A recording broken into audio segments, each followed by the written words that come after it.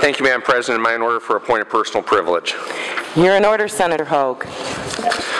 Yesterday, you'll recall, colleagues, that I asked Governor Branstad for some information about when he knew about the alleged abuse that he talked about at his press conference on Monday and what he had done about it.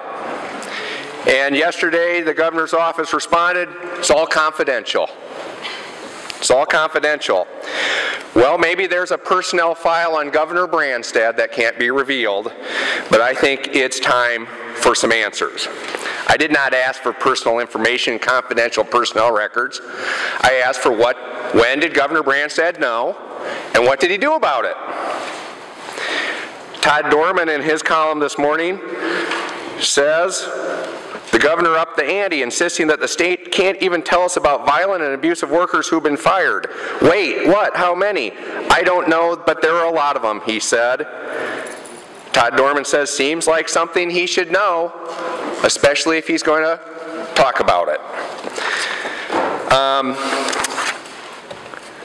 I want to just warn people that the content of the rest of my remarks here is going to be factual, but if somebody's going to be offended by it, or if there are young children watching at home, you might turn off the internet. Because I want to give an example. I want to give an example of public abuse in government, abuse by a state employee that has been made public. And I want you to think about when the governor knew about it and what's he done about it. So, last September 18th, two organizations wrote Governor Branstad a letter. Dear Governor Branstad, as the board president of the Iowa Coalition Against Sexual Assault and the board chair of the Iowa Coalition Against Domestic Violence, we are respectfully asking you to review the hiring and retention practices of the Iowa Law Enforcement Academy. Those practices have allowed an individual with a documented history of sexual harassment and making threats to coworkers to remain in a leadership position. ILEA states that it serves the people of Iowa by bringing excellence in training, testing, and standards. The letter says it is difficult to understand how continuing to employ an individual with a history of sexual harassment and threatening coworkers meets that standard. Well, what is that history? On August 15, 2013, the Cedar Rapids Gazette reported that Mike Quinn, an assistant director of the Johnston-based academy, asked 3 female students whether penis size mattered. According to Jessalyn McKeon, a Dubuque County Sheriff's deputy who was a student in Quinn's class last summer.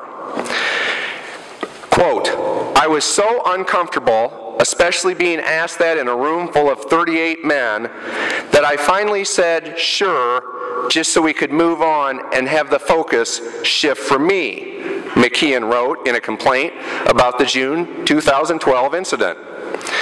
The question came as part of a sex crimes investigations class. Quinn, 70, told the women he was trying to show how uncomfortable victims would feel during questioning, she said. Quote, I feel his actions are downright disrespectful, disgusting, and very unprofessional, McKeon wrote. Nancy Brady, a then trainer with the Iowa Law Enforcement Academy, reported the allegations to the state's Crime Victims Assistance Division, which has authority over the grant-funded Violence Against Women Act training. Division Director Janelle Malone wrote Brady a letter May 23rd telling her Quinn had been removed from the program because of the allegations. Quote, Director Cianowski did confirm that inappropriate conduct was found to have occurred in the classroom and action was taken by ILEA against the VAWA supervisor, Malone wrote, describing her communication with ILEA's director, Arlen Cianowski. Quote, the conduct alleged is contrary to the expectations of any employee of any funded program, let alone the supervisor of the Violence Against Women training at the statewide Law Enforcement Academy, Malone wrote. While ILEA leaders acknowledged the problem, Quinn kept his $91,000 a year job. Brady, who trained dispatchers at the ILEA for 14 years, says she was terminated in January because she complained about Quinn's conduct to the Iowa Department of Administrative Services. And there's more. August 22nd, Associated Press report. The assistant director of the Iowa Law Enforcement Academy received a stern warning instead of a suspension for making numerous comments in the workplace that were sexually inappropriate and in one case threatening, according to a disciplinary letter obtained by the Associated Press. Michael Quinn, 70, violated the state's anti-discrimination and violence-free workplace policies with remarks to cadets and employees about his testicles and his sex life, and by telling one subordinate he would, quote, slit your throat, close quote, if she acted up, the letter says. But in lieu of suspending him without pay for 5 days, ILEA Director Arlen Cianowski issued a, quote, written notice of alternative discipline, close quote, that he said carried the same weight but would not affect Quinn's pay, seniority, or benefits in the $91,000 a year job. As the AP reported last week, the investigation was prompted by complaints from female Academy students who said Quinn singled them out to ask whether penis size mattered in a sex abuse investigation class. Brady filed a complaint with DAS, which conducted an investigation. The investigation confirmed Quinn made those remarks, which Cianowski's letter said were counterproductive to an effective learning environment because they embarrassed and offended students. The investigation also confirmed that Quinn told Brady in August 2012 that he would, quote, slit your throat if she did not stay away from another employee at the Academy's front desk. The statement, which Brady has on tape, doesn't foster, quote, doesn't foster an environment of respect and professionalism. Respect and professionalism, Cianowski wrote.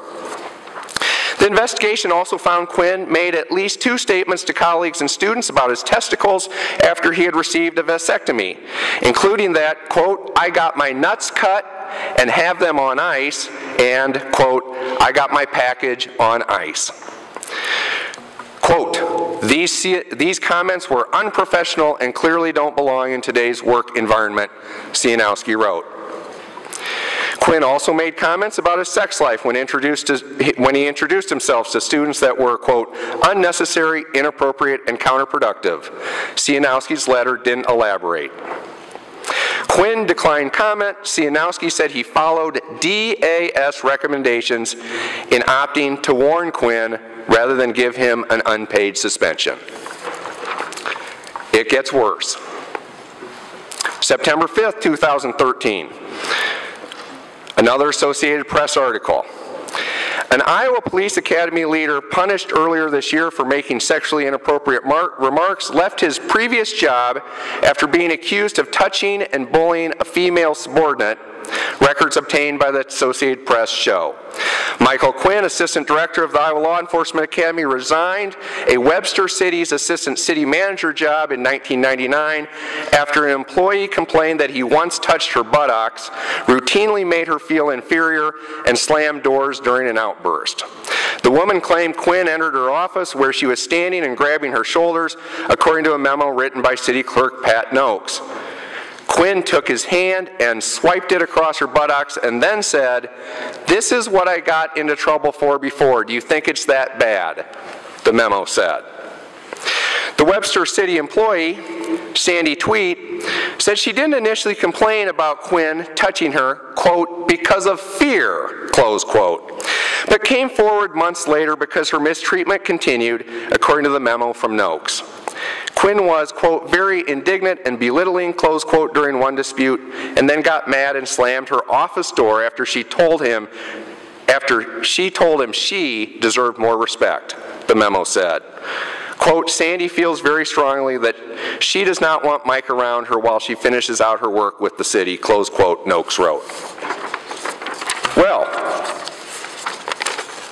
so, confirmed cases of sexual harassment, violent threats, and a letter on September 18, 2013 from advocates for victims of sexual assault and domestic violence who wrote to Governor Branstad to ask him to take steps to deal with the Iowa Law Enforcement Academy situation.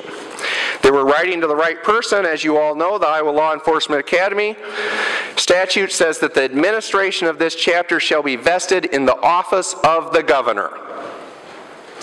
Clearly writing the right person. Governor Branstad need to do something. Administration can fire Larry Hedlund because he reports speeding by the governor's driver. They can terminate Nancy Brady, the victim of the sexual harassment. The administration can apply a September massacre to people in the Department of Administrative Services for apparently the lofty reason of saving a few bucks. We'll see about that. But what's he do about a confirmed, repeat sexual harasser who has made violent threats in the workplace? I think we need to know. I think we need to know. It's time for answers. Thank you, Madam President.